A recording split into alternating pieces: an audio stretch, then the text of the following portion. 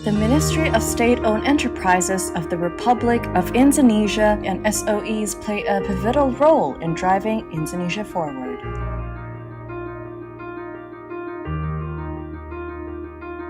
Ongoing major transformation has led Indonesia's state-owned enterprise on the path towards stronger corporate governance, profitability, and resilience.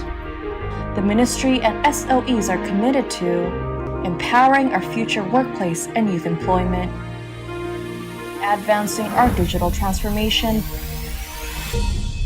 keeping our planet livable for generations to come, and we are empowering our diversity. Let us all drive our communities, our economy, our nations, and our world forward.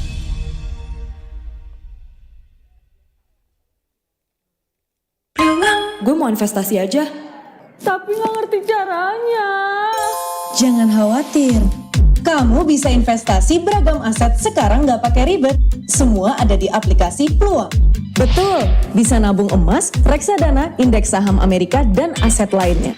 Hanya dengan 3 klik, kamu bisa investasi praktis, aman, dan berpotensi lebih untung. Kapan lagi? Peluangmu sekarang.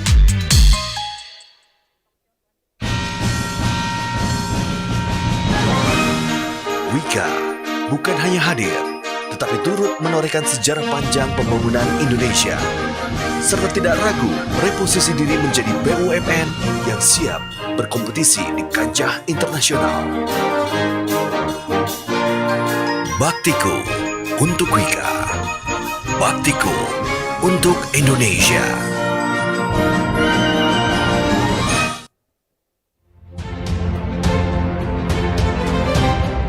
We dedicate each drop of this sweat to you, to the people of Indonesia. We will continue to give our best to the nation. We will always be eager to develop the country.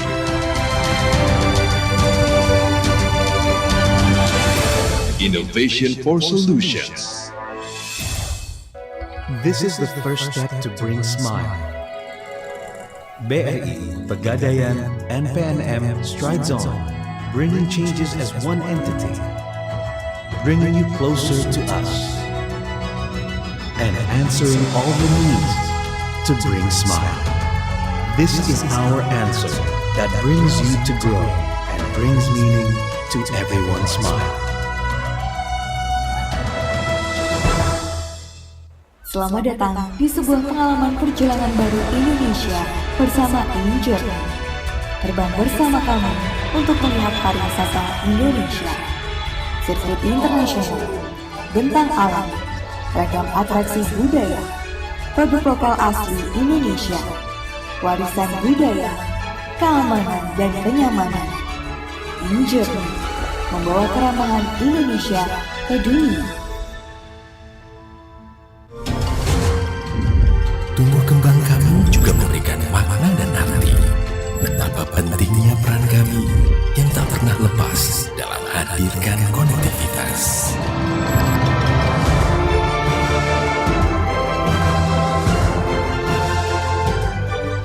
Karena kami yakin dan mampu untuk terus melewati batas dan merajut konektivitas. Indonesia.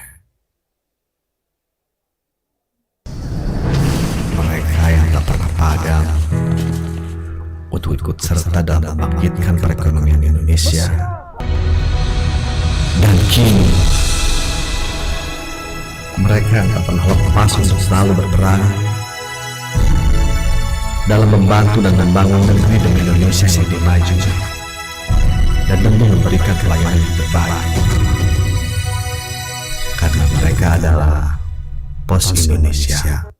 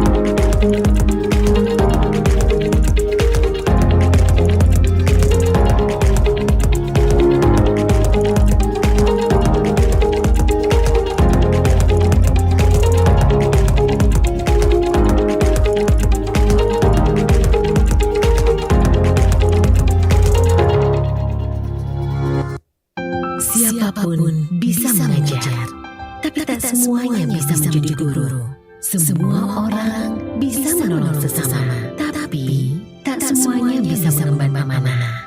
Siapa saja bisa menjadi abdi negara, tapi belum tentu mengabdi dengan dedikasi. Dengan jaminan pasti dan layanan terbaik, Taspen hadir untuk Anda, pahlawan bangsa.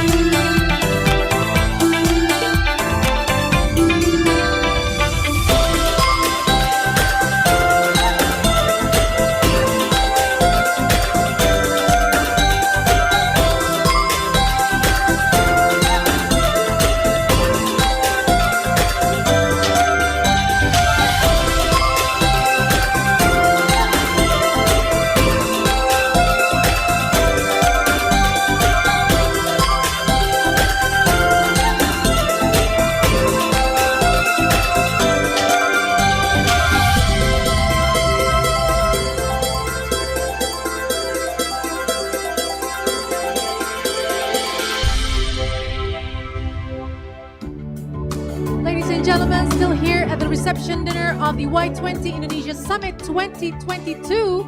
We hope that you are having a great time. So we had performances and all, and now let's get a bit of serious. I understand that a lot of you have very bright ideas, and it's time for us to now listen to some ideas as well. So, distinguished guests, ladies and gentlemen, as we are moving to our next agenda tonight, please stay with us for the Share the Indonesia Summit 2022.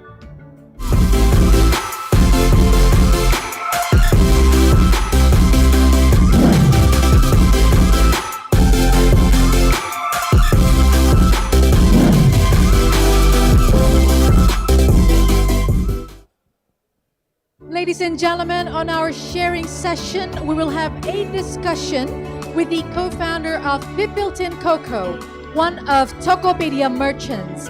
And on the second talk show, we will be talking about digital transformation. And before we start, let me introduce you our moderator today.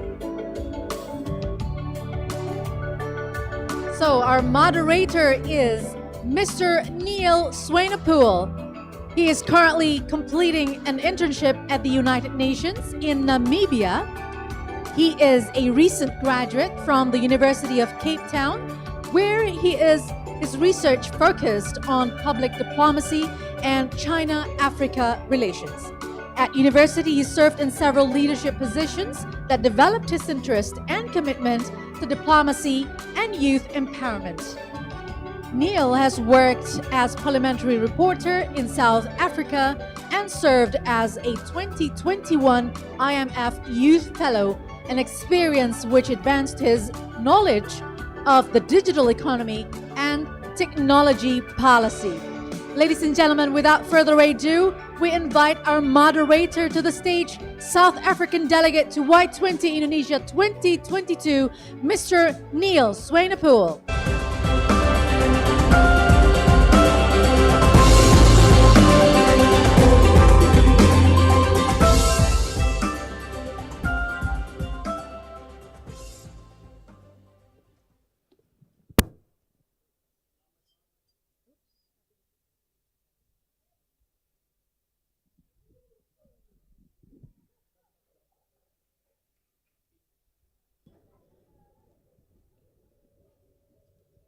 Selamat malam. Good evening.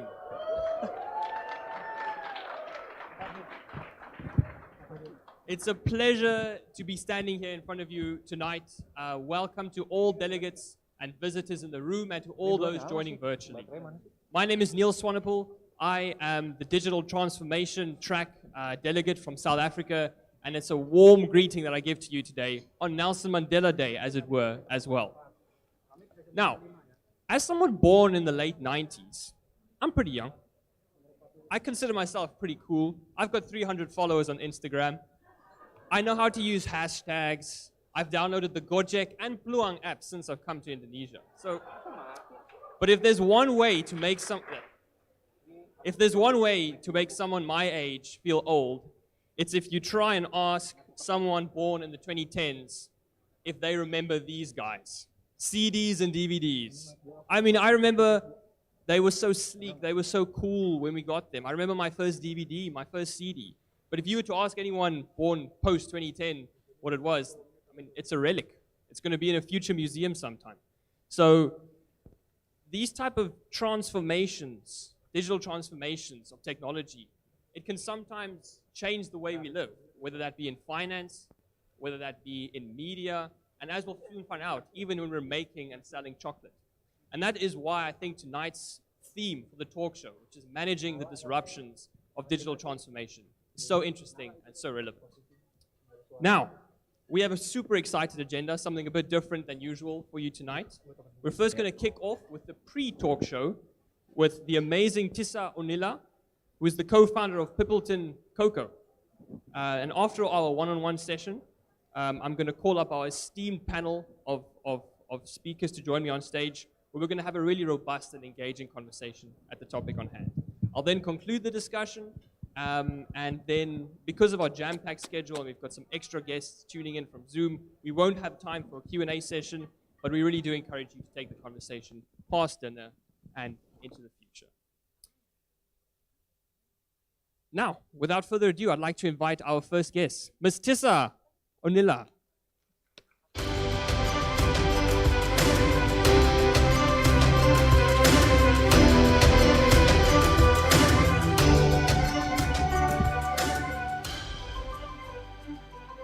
It's lovely to have you here. And It's talk lovely to you be tonight. here.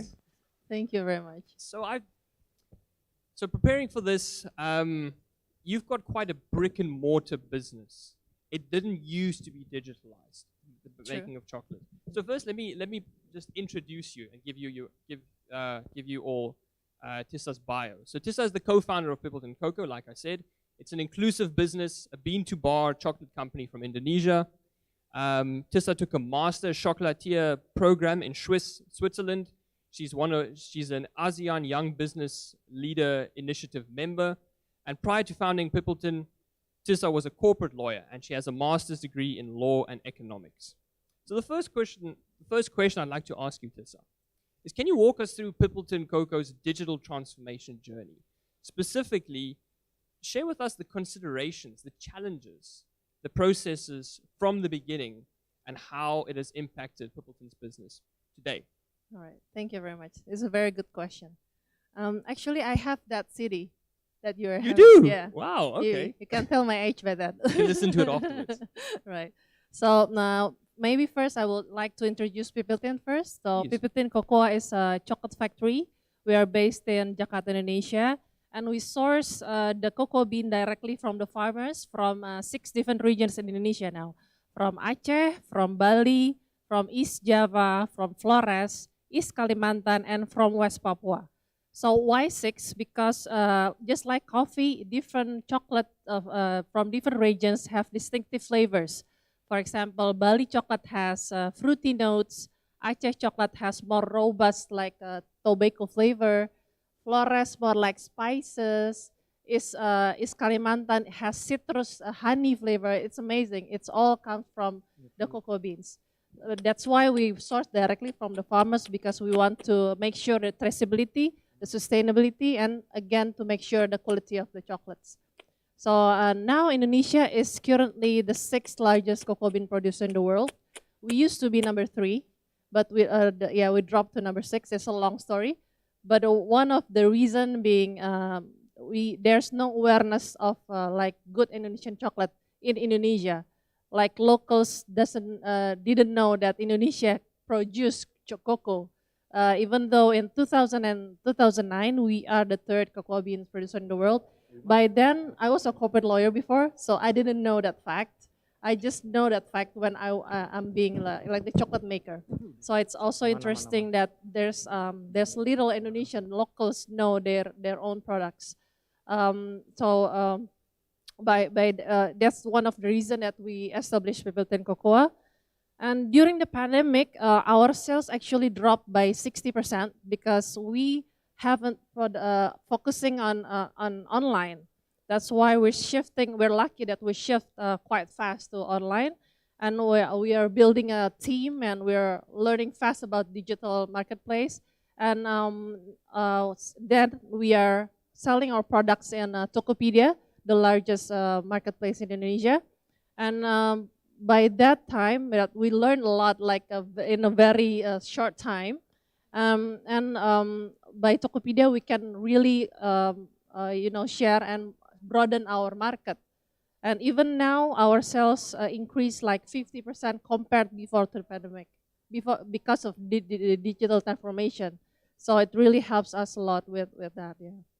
That's an incredible improvement, especially after you were so hard hit by the pandemic. So now I want to ask you, Tissa, as for your company, would you say that after the past 2 years, did you see digital transformation as a big disruption or as an opportunity for your business?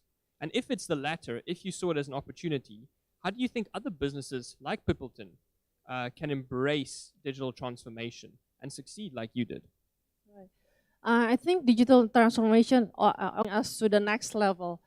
And now we're working with Tokopedia. Is one of the reasons is we have the same value with them, because we want to make sure that we also local products and services can compete with others local other product and services from outside of Indonesia.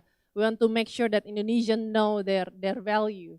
And now with the opportunity, we really use the platform to broaden our market, to grow our market.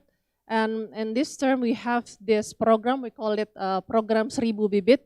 It means a campaign of 1,000 seats, because one of the reason Indonesia dropped to number 6 from number 3 being the cocoa producing countries, because we need more trees. We need more cocoa trees. So we have the program, and we launched it in Tokopedia. So for 40,000 products sold, there's 1,000 cocoa seeds we give to the farmers. And it's already completed, the program, and it exceeds the target. So by that program, by that campaign, we really want the customers to also, include the awareness of the importance of, taking care of our own farmers, to taking care of sustainability. Because again, when we're talking about sustainability in Indonesia, it's not really relevant to the customers. It's hard to raise awareness. We cannot force them to understand the concept of sustainability, right? So we need to find another angle. So we need to make it fun, make it relatable. And I think it's one of the biggest challenge for us now. So by digital transformation, we can convey the message more truly. We can reach more customers outside of the customers that we have right now. Yeah. Very, very interesting. Yeah, and I think through your business, you're also, like you mentioned, you're touching on other Y20 priorities about sustainability, about employment. So we wish you all the best, Tissa. Thank you so much for our little pre-talk chat. I've really enjoyed it, and yeah, let's have a. And I hope you already taste the chocolate. You have it in your I room. think all the delegates here tonight can attest that your chocolates all taste very good. Thank you very much. Thank you, Tissa. Can we all give a big round of applause to Tissa? Thank you.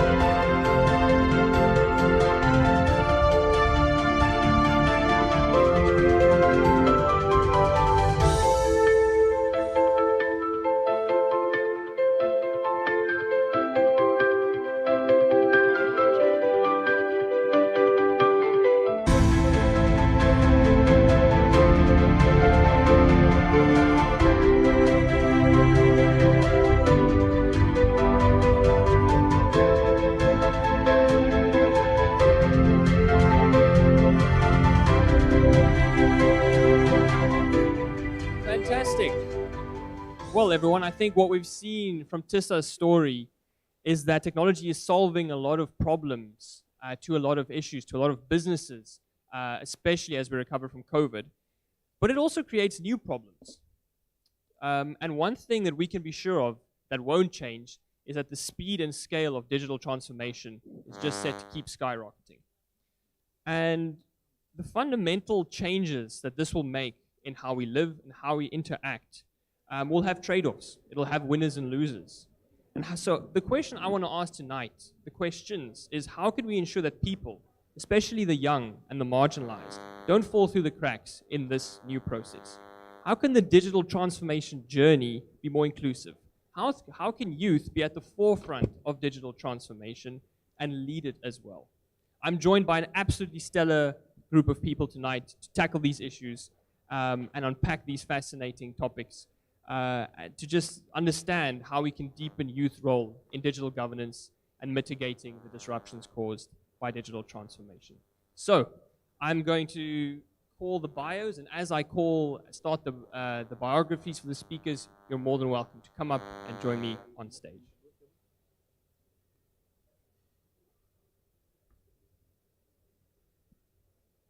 So I will start with our first panelist, is Maudi Ayunda. She has a multitude of roles. She currently serves as a G20 spokesperson, from singer, songwriter, actress, producer to creator, educator, angel investor, and aspiring entrepreneur. Maudi graduated from Stanford University with a joint degree program, earning an MBA and an MBA in education. She has a life mission to keep growing with a unilinear passion. Thank you for joining us. Thank you. I would then like to call on Monica Wilhardia. Monica is a visiting fellow at the ICIAS Yusuf Ishak Institute and a former World Bank economist. In 2017, she was seconded to the Executive Office of the President of the Republic of Indonesia as a senior advisor to the Deputy Chief of Staff of Economic Affairs. She has represented Indonesia at the T20 during the Los Cabos, St. Petersburg, and Brisbane G20s. A very warm welcome. Then I want to please introduce Roni Hutahayan. He currently serves as the Chief of Special Projects for Pluang, a multi-asset class retail investment platform that caters specifically to us millennials and Gen Zs out there. He has 20 plus years experience in senior management roles across a highly diversified portfolio, including technology, media, and digital banking. And then joining us virtually, it gives me great pleasure to introduce His Excellency Bapak Mahendra Siregar, the Vice Minister for Foreign Affairs of the Republic of Indonesia. Bapak Mahendra has a distinguished career in public service. He has served as Indonesia's ambassador to the United States of America. He has served as Vice Minister of Finance, Vice Minister of Trade, a Chairman and CEO of Indonesia Exim Bank, and the Deputy Coordinating Minister for Economic Affairs. I would then like to also welcome Mr. Mike Bracken joining us virtually. Mike Bracken is the founding partner at Public Digital, a digital transformation consultancy that helps organizations adapt to the internet era. Prior to that, he was appointed Executive Director of Digital for the UK government and also served as the UK's Chief Data Officer in 2014. He was also awarded a CBE. Very warm welcome to you, Mike. And then last but certainly not least, we're joined by Mr. Abhishek Singh, who is the President and CEO of the National E-Governance Division in India's Department of Electronics and Information Technology. He has additional roles as the MD and CEO of the Digital India Corporation and the CEO of MyGov. In his role in the National E-Governance Division, he coordinates projects related to Digital India, Digital DigiLocker, and Geoinformatics. Mr. Singh completed his Master of Public Administration from the Harvard Kennedy School of Government. Thank you, Mr. Singh. It's great to have you. Well, there we go. Those are our panelists for tonight. And I'd like to start off by asking the Vice Minister of Foreign Affairs. Your Excellency, digital transformation is one of the three key priority areas of Indonesia's G20 presidency. It is also the only Y20 track, which we are part of, digital transformation, that is identical to those three G20 priorities. So what I want to ask you, Your Excellency, is do you think this is justified? Why is digital transformation such an important topic, especially for international cooperation?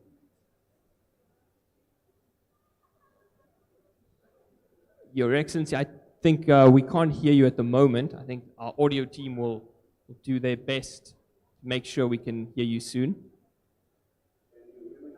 There we go. Thank you, Your Excellency. You may proceed. Thank you. Thank you for the opportunity to the committee and Y20. I think it's very because the providing the opportunity that has never been occurred in the past, in the sense that we start the business of the low capital amount, which is of course the most characteristic of business carried out by young people. The second one is the opportunity for more innovations can be done by the youth. The youth do not have to be the workers only, but could also become the job providers, employers, and of course investors. So these are new possibilities that could be done strategically by the youth. And the third, this is an opportunity for the youth employer, creator, innovator to be part of the national and global value chain. And I think this is very key to engage the possibilities of any business be part of the national and global value chain. Now, while this is very important opportunities, I would like also to alert us on the challenges. I'm very worried that we will face a turbulent time. We are seeing the process of deglobalization. While most of the advancement of the digital sector was supported or happened during the peak or the accelerated globalization period, but now I think we start seeing the process or the counter process of the globalization called deglobalization. First, it was caused by the pandemic, the COVID-19, mostly by the lockdowns. But now, I think we also see the impact of the geopolitical tension happening today that very much affect the global value chain in tech sector, in all parts, in hardware, software, apps, many other creative, innovative. The second one, we are no longer seeing the low interest rate phenomenon in the world, which contributed significantly to the possibility of investment to the digital and tech sector. As we know, many of the tech sector investments are not necessarily based on the bottom line or profitability or the margin, but mostly done in relation to valuation. The higher cost of or capital would prevent this from continuing. So this is why the G20 this year is very critical. We had a successful organization of the foreign minister meeting 2 weeks ago, and finance minister and the banker meeting last week in Bali. But in terms of consensus, we still need to work harder, because this could be our last opportunity to save globalization in the form of multilateralization. Let me stop there. Thank you. Your Excellency, thank you very much. I think you've touched on, just the global climate, where you talked about deglobalization, about increase in geopolitics disruption, and those are realities we have to deal with. And sticking with international policy, I want to throw it over to Monica. So Monica, due to the rapid growth of innovation in technology and application thereof, very often the regulatory frameworks just can't keep up. The rules keep changing. So what do you think are the biggest threats and risks moving forward? And how should G20 countries harmonize their frameworks to mitigate these type of risks? Yeah, thank you, Neil. First of all, I would like to welcome the Y20 delegates from 19 plus countries. Welcome to Indonesia. Welcome to Jakarta. It's really a pleasure to be talking here with so many youth. I really feel like I'm an old dinosaur, but or at best like the sandwich generation. Going back to your question, Neil. So I think the main reason for undertaking digital transformation is perhaps like productivity gains. But as many studies and many observers found, is that there could be like potential negative consequences of digital transformations on the overall productivity distribution. So just let me cite some numbers and figures. In 2016, for example, the top 1% of the income distribution owns about like half of the global wealth. And in the last 2 years, 99% of the income of people in the bottom of the income distribution, their income has shrunk, while the richest 10% in the income distributions has income that is doubling. And 10 of the 10 richest people are in fact like technology titans. And the pandemic has also compounded this digital divide, as a World Bank survey shows that during the pandemic, smaller firms were being hit harder than larger firms, and they were less likely to receive policy support. And at least in East Asian countries, smaller firms were also less likely to adopt more advanced digital technologies to be able to survive the pandemic. And also like we know, like children from poor households have less access to online learning during the pandemic. So we've been seeing this phenomenon of digital divide, and on top of that, there are also this there are ways in which digital transformations has also widened economic inequality. There are also like 3 ways where inequality has been widening through digital transformations, including displacement effects, where labor has been displaced by machines and automation, and also premature deindustrializations, where developing countries with comparative advantage in labor-intensive industries has been impacted through lower manufacturing employment growth. And also there skill bias technological change, in which digital transformation benefits more educated workers than lower educated workers. And besides these digital divides, there are also the darker sides of digital technologies, including exploitations of individual data privacy, infodemic, where we receive so much information, but we don't know which one is fake and which one is true.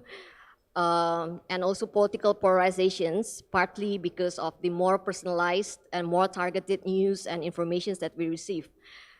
And there are also issues on cybersecurity. Competition in digital era is also very complex, partly because of the network effects that naturally leads to market concentration and natural monopoly.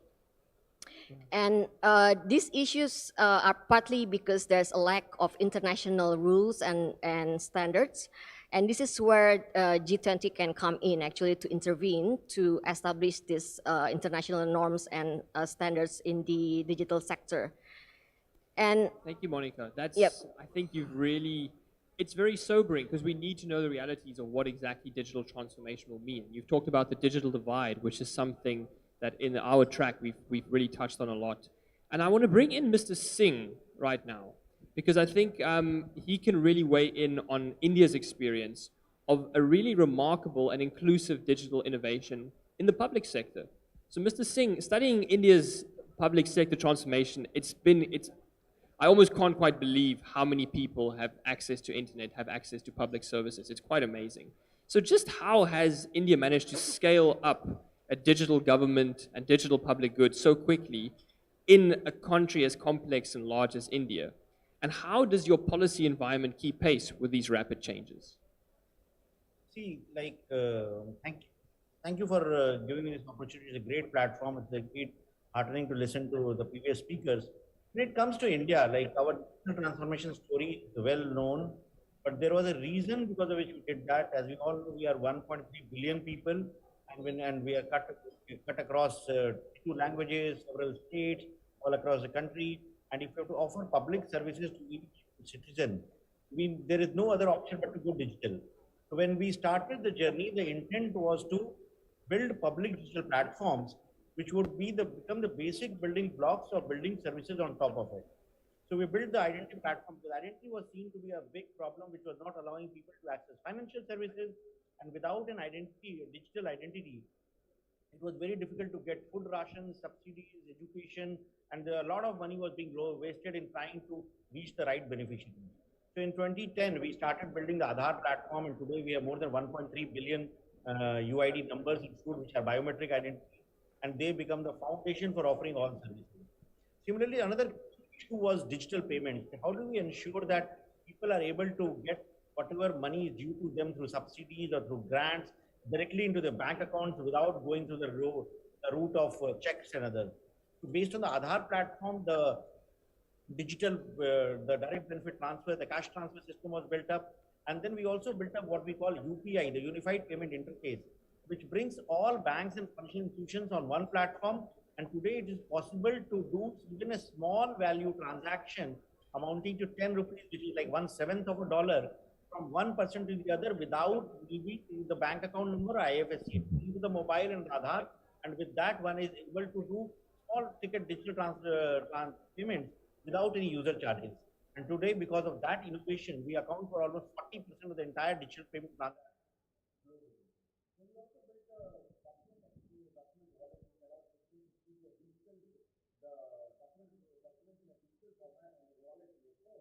And that allows them to share documents to other authorities without requiring any paper documents or PDF documents. So whether it's the income tax records, whether it's academic certificates, or whether it's health records, whether it's driving licenses or ND certificate, all of it is digitally available on a wallet. And we also built up what we call an API bridge, API Setu, which is similar to the X Roads project of Estonia, which allows easy interchange of information and data between various government data systems. And based on these basic building blocks, we are building similar public digital platforms for offering services in healthcare, education, agriculture.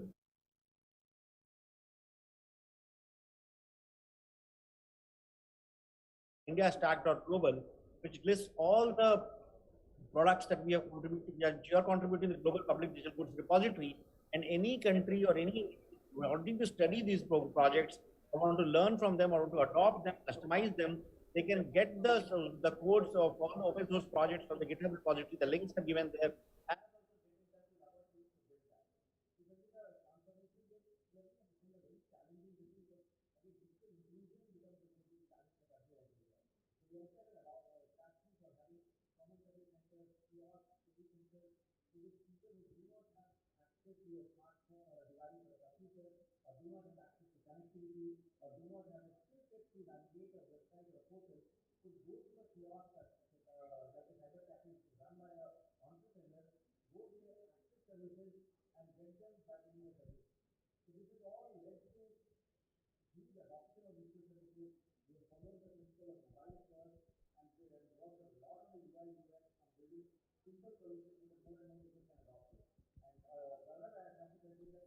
Thank you so much, Mr. Singh. So sorry to cut you off. No, I think what you've mentioned about India's journey is that, the inclusivity agenda is right front and center. And I think that's very, very valuable. Staying with the government, I want to turn to Mr. Bracken.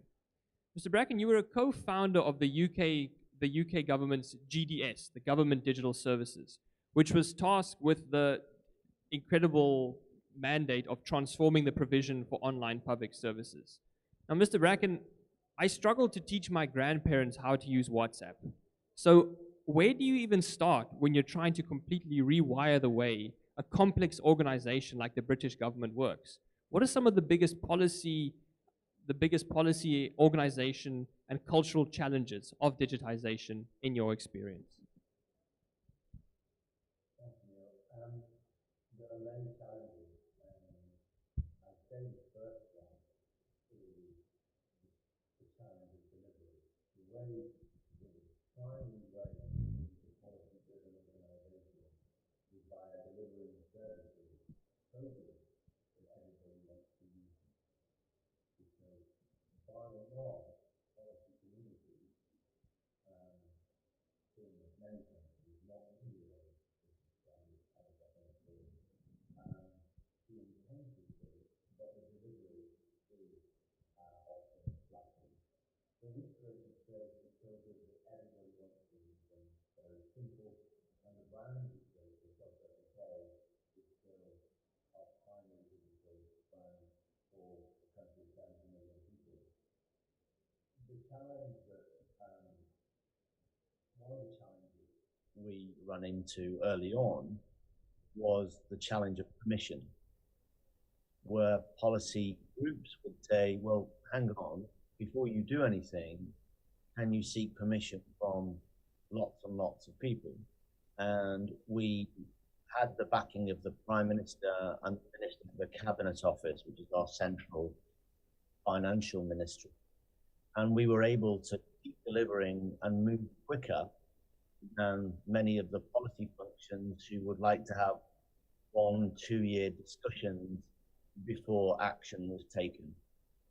And the biggest reflection for me, now I spend my time with governments all over the world, is that the governments that empower their teams, including policy, that have engineers and developers,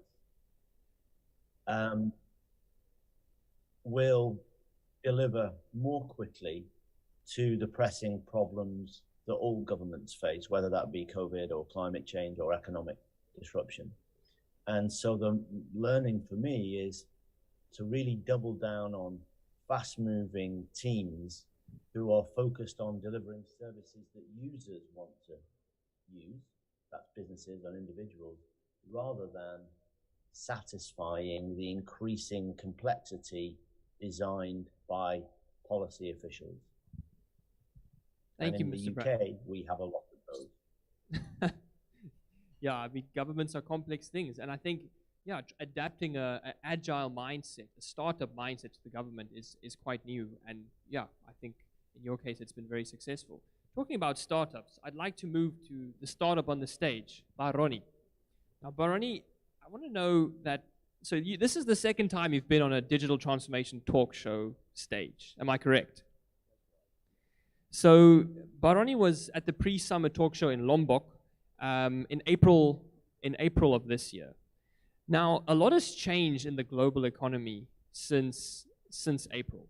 So what I would like to ask you, Baroni, is what do these recent trends in the economy, the downturn, the high inflation, how does that affect the digital industry players, broadly speaking, and how can we be more resilient to such global macroeconomic shocks?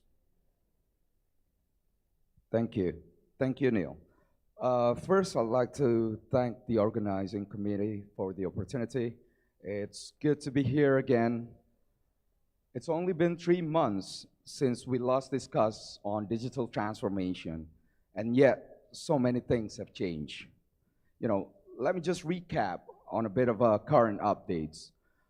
While the world is still recovering from the pandemic, we see increasingly complex challenges in the global economic environment. The conflict in Ukraine has caused major supply chain disruptions, rising global commodity prices, especially in energy and food, and also the subsequent tightening of monetary policies in efforts to fight off inflation. We also see that the US has recently announced its June CPI data at 9.1%, a record high in the past 40 years. Combined together, these are very, very alarming developments and will have direct impacts on vulnerable and low-income countries around the world. A World Bank report in June highlights that the looming threat of stagflation could lead to a global downturn and financial crisis. Now, in the meantime, the digital industry, startups in particular, has also been hit pretty hard by the hike in interest rates and fears over inflation. For many of us, winter is here. On the capital supply side, there have been intense calls for cost efficiency measures to ensure survivability. The theme is no longer about growth. Only those with proven market traction and a clear path to profitability will survive. Most startups that have been able to offer very low fees to their consumers may no longer be able to do so.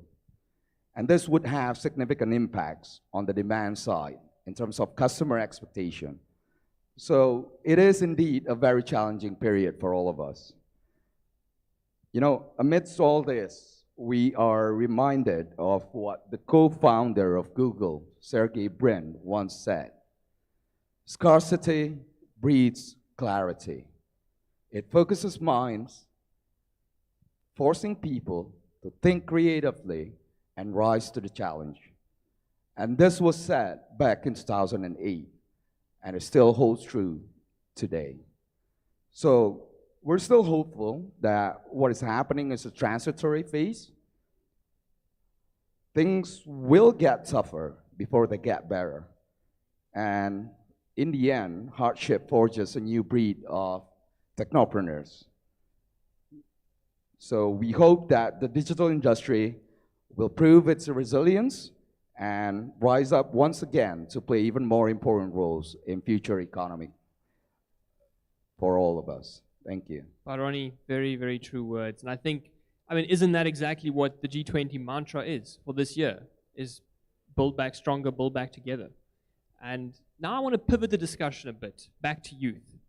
And Maudi, among the many accolades and the roles that you play, you've also got a master's degree in education. So I want to ask you, what can G20 countries do to upskill and reskill their populations to make sure that they're resilient to the changes of digital transformation? Thank you for the question. Hello, everybody. Good evening, Y20 delegates. It's such a pleasure to be here, sitting here alongside such distinguished speakers. It is definitely an honor. So back to your question, I will say that when it comes to digital transformation, and I like the word resilient, we really must not be thinking about a single technological fix or like a one-size-fits-all. And I really think that it's more of a social and gradual learning process, and it will inevitably involve many stakeholders, and it also has to meet the objective of meeting the specific needs of a country. Having said that, I do think forums like the G20 is so valuable in that it enables knowledge transfer and we get to share best practices. And one of that is that it's been suggested that for every dollar invested in information and communications technology, that should be matched with a $4 or $5 investment in process improvement and training. So that's where upskilling and reskilling comes into play.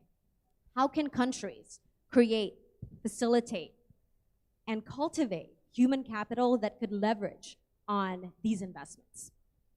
And I think about it in terms of two goals. Countries should care about building digitally literate citizens, and secondly, a digitally competent workforce. And that could be achieved through a variety of means. Formal education is perhaps a conventional approach. And we're not just talking about digital literacy here, but we're actually talking about digital literacy. And what I mean by that is not just the use of internet, but critical thinking, analytical thinking, the ability of young people to evaluate and analyze and take in information without taking it at face value. And in terms of upskilling and reskilling, there are a lot of ways that this can be done. Vocational training, on-the-job training, and even within formal education, Indonesia has a very interesting policy, and it's called Campus Merdeka, or the free campus. And it's basically a high-quality apprenticeship program for students. And this allows for occupational training. And I think this is really important because education should no longer just center around just memorization and knowledge, but also how we can actually apply them in the workforce. And this kind of links into that point around resiliency, whereby I do think it is time that we care about the foundational skills when it comes to education, because it truly will translate and we'll be able to adapt with the very, very rapidly moving technological advancements. Maudi, I think that's very good, approaching at a foundational level, like you mentioned, the critical thinking skills. It's not all just coding and the technical skills, but broadening it out, and I think that's very useful. I'd like to circle back to the Vice Minister. So, Your Excellency, you're obviously involved in the highest level of G20 strategy and decision making. Could you briefly walk us through some of the concrete agenda in the G20 pipeline that can help advance youth to better participate and benefit equitably from the digital economy and beyond?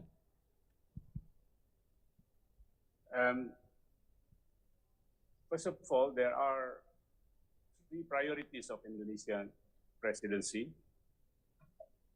There is the digital transformation, the energy transition, and the reform of global health architecture. And of course, within these other two priorities, the energy transition and global health architecture, we also have a lot of digital transformation aspect. So basically, if we talk about the digital transformation, it's overarching priority because it really covers the whole three. With regard to the agenda of the digital transformation, the first one would be on the connectivity and post-COVID recovery. The second one would be on digital skills and digital literacy. And the third one is on the cross-border data flow and data free flow with trust. I prefer not to elaborate it further because of the limited time we have. Thank you.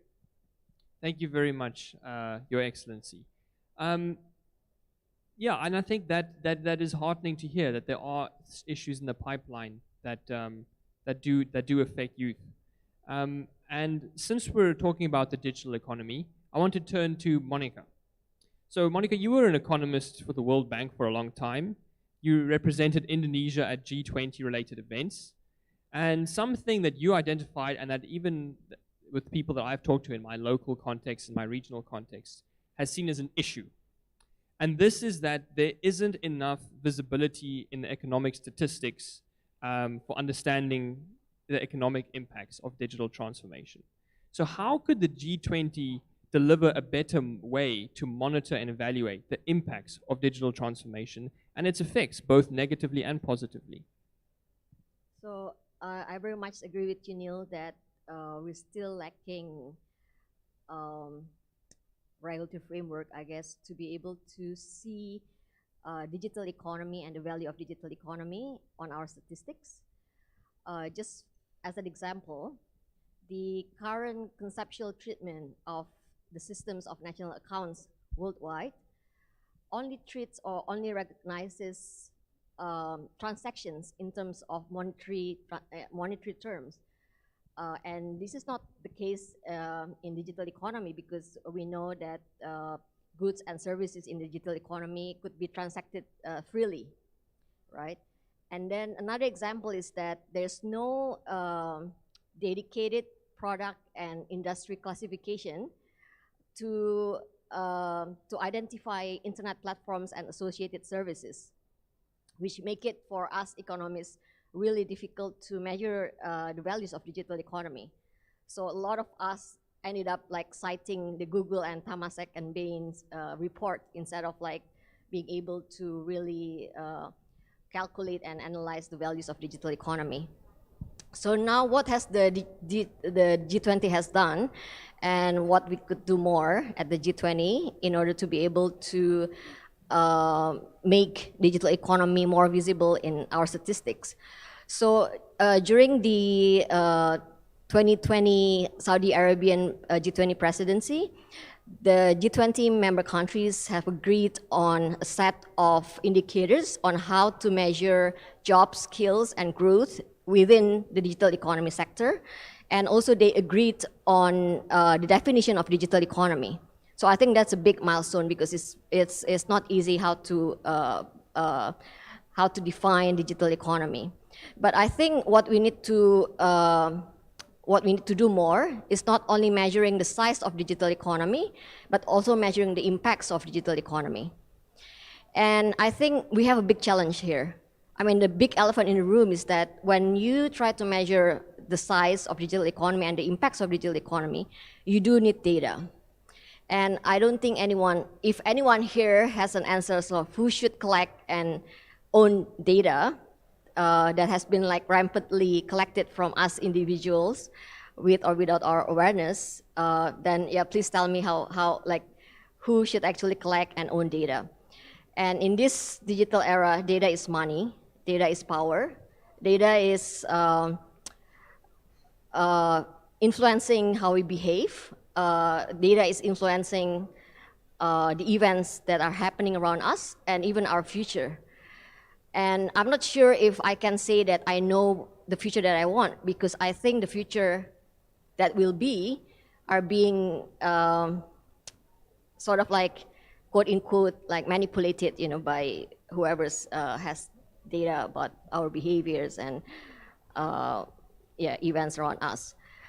And I think the question that we need to ask ourselves is whether we are being a subject in this digital transformation process or we are being an object in this digital transformation process.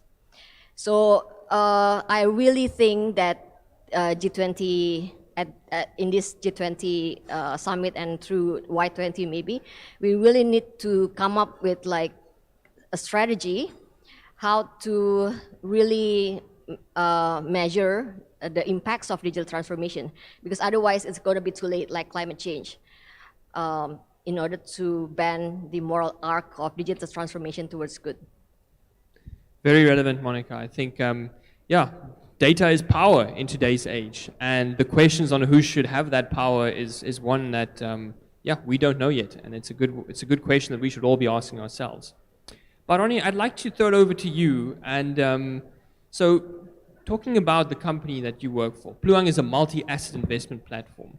So I want to find out, we've been talking about disruptions to skilling, to reskilling, about jobs, about the digital economy.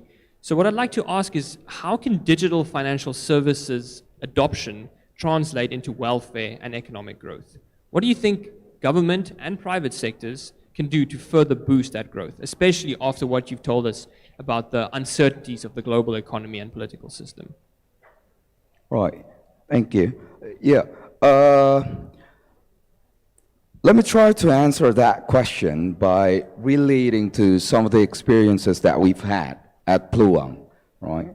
So at Pluang, we focus on the mission, which is to democratize access to wealth management in easy and affordable manners through a single digital platform. We have nearly 7 million users, and of recent, we have seen a growing number coming from the outer islands and provinces. We also strengthen our partnership with other major digital ecosystems to expand on the distribution channels as we push for broader adoption. Now, in terms of the data, right? So there's this IMF study in 2021, which basically derives data from 52 developing countries. And it concludes the positive impacts of digital financial services adoption on economic growth. It's proven to address gaps in supply of traditional finance, resulting in a more competitive landscape, which ultimately benefit the end users. This study actually used data from 2011 to 2018, and it demonstrates that digital financial inclusion could boost economic growth by up to 2.2%. Now, this is very interesting, of course, but to harness the full potential, there needs to be closer collaboration between public and private sectors. And this will particularly involve three key areas. One, access to infrastructure. Secondly, digital and financial literacy. And thirdly, improving the quality of institutions. So, as an industry player, we work closely together with the various regulatory stakeholders. Through active participation in associations like the AFTEC, we build on proper frameworks for the industry centered around governance, risk management, and compliance. And this helps mitigate concerns on consumer protection, especially over issues of cybersecurity, frauds, scams, and misuse of funds for illicit activities. We also continue to educate the public on the merits and risks of financial technologies. To that end, we've expanded our public education programs in partnership with the Y20. We recently signed an MOU with an alumni association of one of the oldest local universities here. It has an active community members of around 500,000 people. And in the past month, we also hosted a series of financial literacy classes involving the regulators, public figures, and the national media.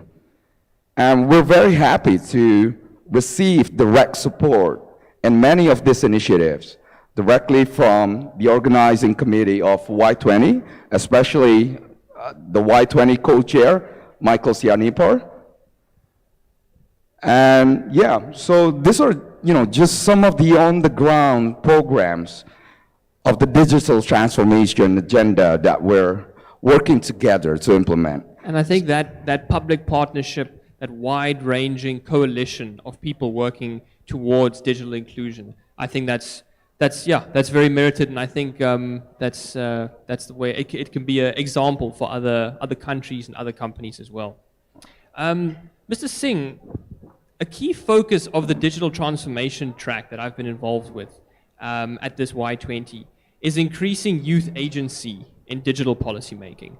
Now, you're also the CEO of MyGov, which is the Indian government's citizen engagement platform. Can you tell me a bit more about how that works? What has your experience as CEO showed you about both the challenges and the opportunities for increasing youth participation and civic engagement in policy making?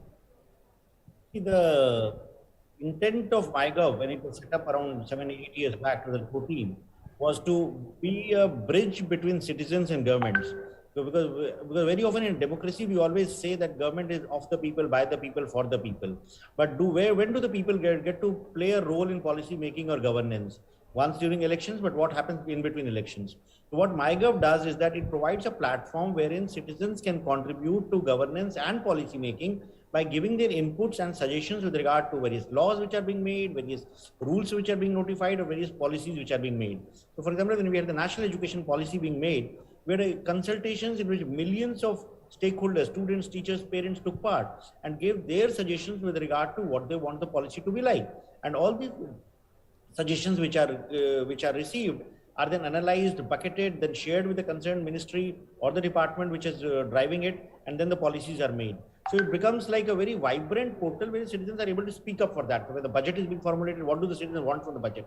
Like last year for the union budget, we had more than 40,000 suggestions that came in, and around 94 of them became actually the part of the union budget. So that brings the citizens closer to the government. And another thing that we do is that we also do a lot of information dissemination. Because very often the way the government functions, sometimes citizens are not aware of what is the reason for particular decision which the government has taken, or sometimes even to interpret the bureaucracies that goes into drafting of orders, rules, schemes, that also is not understood very well by citizens. So what MyGov does is that it demystifies governance, it translates the government communications into simple, easy to understand language through infographics, through short videos, portal or our mobile app or on the social media channels. We are one of the most heavily followed social media channels in government in India, and we engage a lot of people with, whether it's Instagram for engaging with the youth, or LinkedIn with engaging with professionals, or Facebook or Twitter, or we are a host of Indian short video platforms on which we share our content. So primarily it's enabling participative governance, bringing citizens closer to the government, and ensuring the right information reaches to the citizens. It played a very active role in the COVID-19 pandemic also for driving behavioral change. And what we've observed is that the segment of population which is the most active, almost 70% of our engagement comes from people in the age group of 18 to 35. So India is a young country, but in that also the youth are taking active part in that. And that brings them, that involves them with the policy making, governance, and that helps India also become a more representative democracy than it would have otherwise been. Mr. Singh, yeah, I think that's demystifies government is a term that stayed with me, and I think I'll remember that. Mr. Singh, I'd like to give you the opportunity if you'd like to leave now. I know you've got other engagement. Thank you so much for staying with us. Really appreciated your company. Thank you, Neil. It was very engaging, and look forward to getting the proper video so that whatever I have missed, I will follow it up. It has been really, really engaging and great insights. Thank you and well done. Congratulations. Thank you very much. Thank you very much.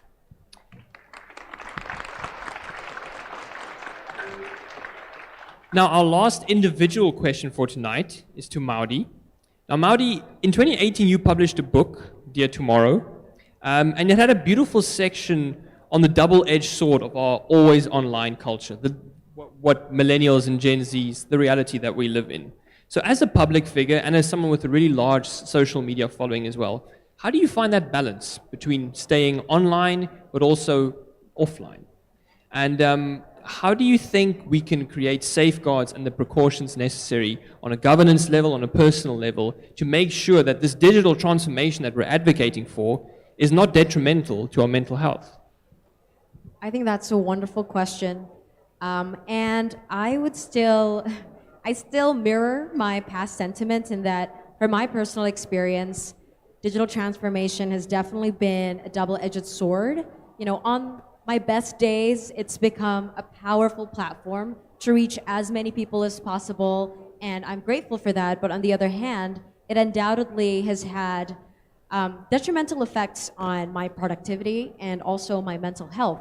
So I really think it's an excellent question, because so far a lot of conversations around digital transformation has been around opportunities for young people, and I really think that this is also a big threat. And we talked a little bit about digital literacy, making sure that digital literacy is taught in schools. And I think we can go even a layer deeper. Not just the use of the internet and not just our ability to evaluate, but our ability to protect ourselves and protect our mental health in response to these digital advancements. And I think that's really important. So some ideas here would be to actually infiltrate into schools and get into the curriculum, you know, this idea of digital well-being and being able to equip students with the ability to protect themselves, to understand and to evaluate what they're seeing, and have almost digital wisdom to know when to go offline, when to and how to filter things. For example, it turns out, and I just found this recently, you can actually get rid of some of the algorithms on your social media. Some social media. But I found out about that recently, and that's been a game changer for me, because then I can choose not to be overly exposed to certain types of content than others. So I think making sure that we get that across and that young people know of these different tools to protect themselves is really important. And I think additionally, it's also important for institutions and the government to have a stance or to express their concern over this. I think that will trickle down to change agents such as teachers and parents at home, and that could also be kind of a powerful protective mechanism and can create safe spaces for young adults growing up. Thank you. Thank you so much, Maudi. Very digital wisdom. I'm going to remember that. That's a very good term. So we're just about to close off our talk, and I just have one question, a quick fire round for all the panelists here. And just one thing. I want to shift the agency back to youth, not on a multilateral level, not on a broad scale, but on a personal level of agency. So how can young people today, if there's one piece of advice that you could give them, be prepared to manage and still equally benefit from this new age brought upon by the fourth industrial revolution? Just one example, one tip from each of you. Monica, let's start with you. I think my answer, if I can give one additional suggestion, is on intergenerational leadership, because I think many high-level positions right now are being filled by people from Generation X and baby boomers, who are who don't adopt and adapt digital technologies as much as the digitally native Gen Y, Z, and the emerging Alpha generations. And they have less understanding about digital technologies, and let alone like how to regulate these new digital technologies. So humility in leadership, each generation should know their own strengths and weaknesses, as well as their unique and irreplaceable role in terms of policy making. For example, Generation X, like myself, has to be able to tap into the wisdom of older generations, but at the same time tap into the innovative and creative talents and energy of the youth. Yeah, that generational pact idea is very key. Your Excellency, Bapa Mahendra Sirigar, if we can have your thoughts on one tip for young people that they can make in their lives to benefit from digital transformation.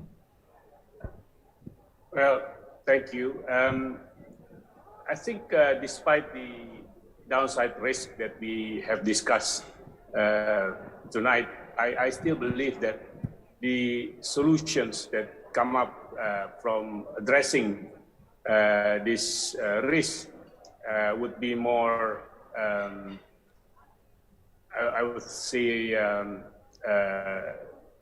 powerful.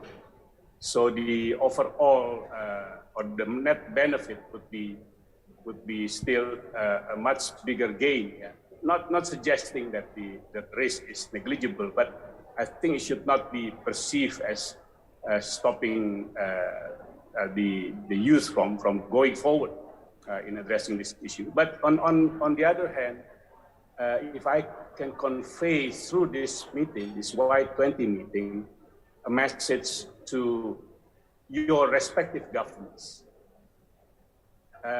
to do its utmost to see the G20 this year successful, because the risk of not having it successful is very big. Yeah, so I think Ronnie earlier used the term winter is here. I would use even a more threatening terminology. If it fails, the perfect storm is coming. Thank you. very, very key words, and something I hope that will drive us all in drafting the communique to adhere to. Maudi, if I can press you in 20 seconds, one way that the youth today can make a change. 20 seconds, wow. I'm going to say that I think youth today should lead with curiosity. I think we cannot afford to stop learning, given just how quickly paced the world is going. Even from my own personal experience, I feel like I've seen a gazillion iterations of every technology I've been exposed to. And then, again, the world is changing all the time. Everyone on the panel has said it. So we just have to keep being curious, keep being updated with whatever's going on, and actually, try to care. Excellent. Baroni, would you like to add a few things, maybe a few choice words, 20 seconds, 10 seconds? Well, probably just few words. So embrace uncertainties, move forward boldly. Short and sweet, that's perfect. Well, everyone, I hope you've enjoyed this discussion. I found it very insightful, and I think it's really given us a whole scope of the issues that we shouldn't be oblivious to with digital transformation. It is a double-edged sword, like Maudi said, and finding ways to manage that disruption and put youth at the front as a driving force, as a co-creator, is something we should all strive to do. Can you all please help me join in a massive round of applause for all our panelists tonight?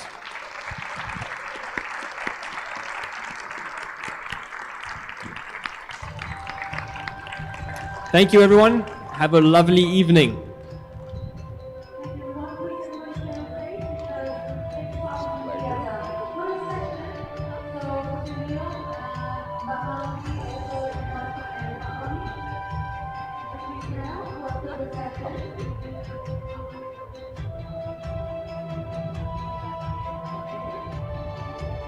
Closer and get ready for some pictures here. Let me just count down from 3.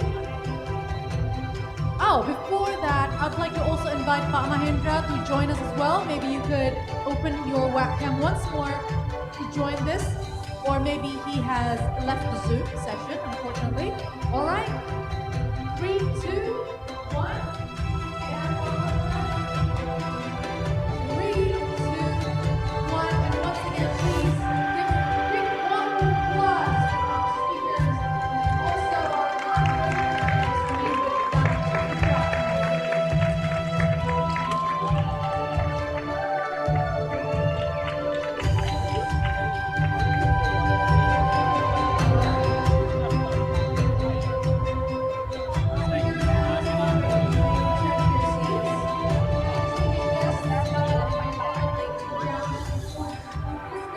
Good job.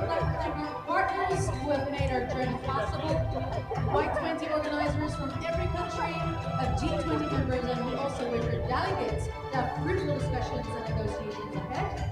And this event is hosted by Indonesian Youth Diplomacy, supported by the provincial government of Dki Jakarta and Yogyakarta, and regional government of Java Province. The event is also sponsored by Umat, Go2, Banten Asia, and the Foundation.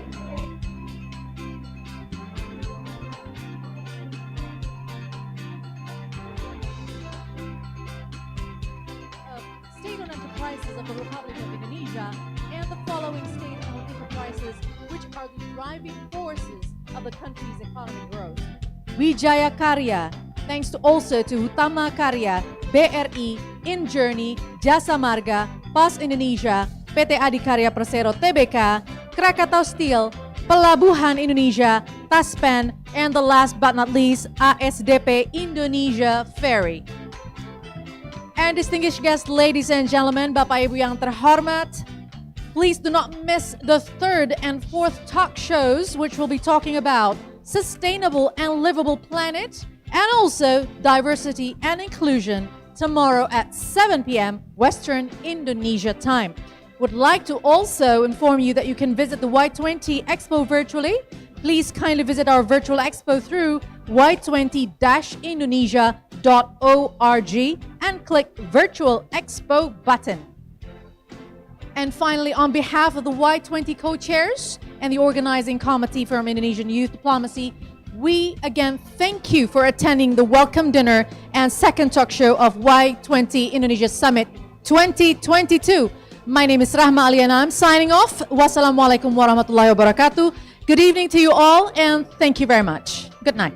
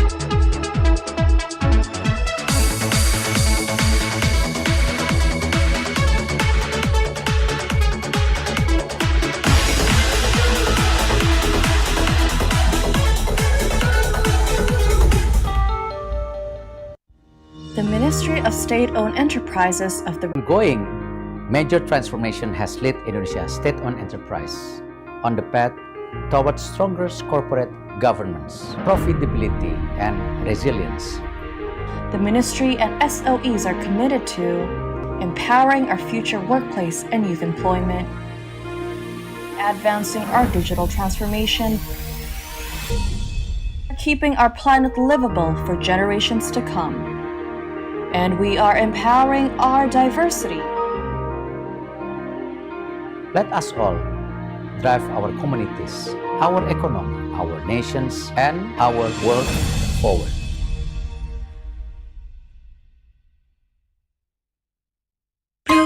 Gue mau investasi aja. Tapi nggak ngerti caranya. Jangan khawatir. Kamu bisa investasi beragam aset sekarang nggak pakai ribet. Semua ada di aplikasi Peluang. Betul, bisa nabung emas, reksadana, indeks saham Amerika, dan aset lainnya. Hanya dengan 3 klik, kamu bisa investasi praktis, aman, dan berpotensi lebih untung. Kapan lagi? Peluangmu sekarang.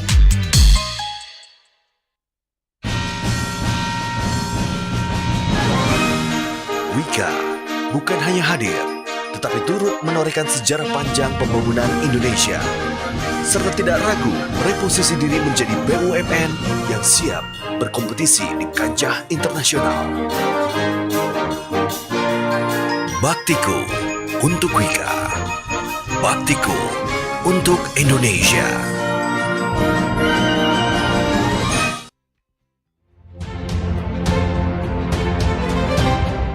We dedicate each drop of this sweat to you, to the people of Indonesia.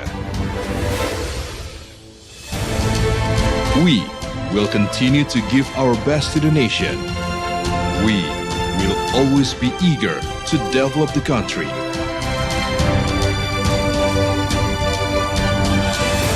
Innovation for solutions. This is the first step to bring smile. BRI, Pegadaian, and PNM strides on, bringing changes as one entity, bringing you closer to us, and answering all your needs to bring smile. This is our answer that brings you to grow and brings meaning to everyone's smile. Selamat datang di sebuah pengalaman perjalanan baru Indonesia bersama Y20. Terbang bersama kami untuk melihat pariwisata Indonesia. Sirkuit internasional, bentang alam, ragam atraksi budaya, produk lokal asli Indonesia, warisan budaya, keamanan dan kenyamanan. Y20 membawa keramaian Indonesia ke dunia. Tumbuh kembang kami juga memberikan makna dan arti. Betapa pentingnya peran kami yang tak pernah lepas dalam hadirkan konektivitas.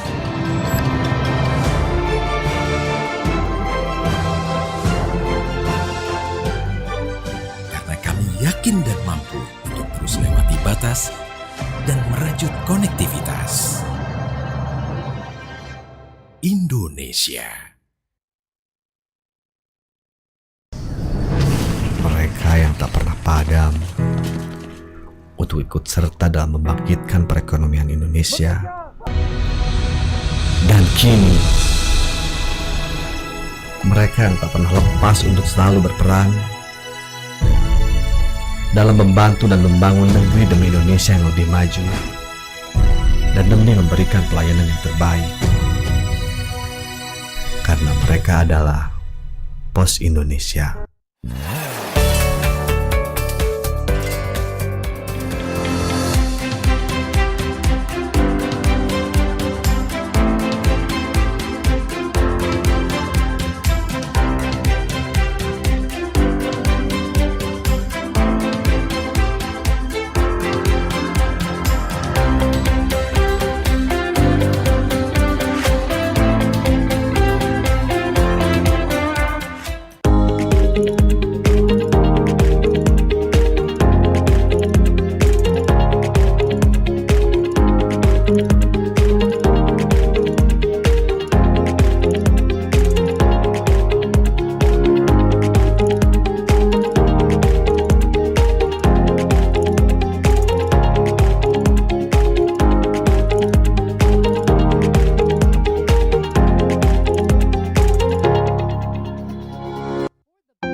Siapapun bisa mengajar, tapi tak semuanya bisa menjadi guru.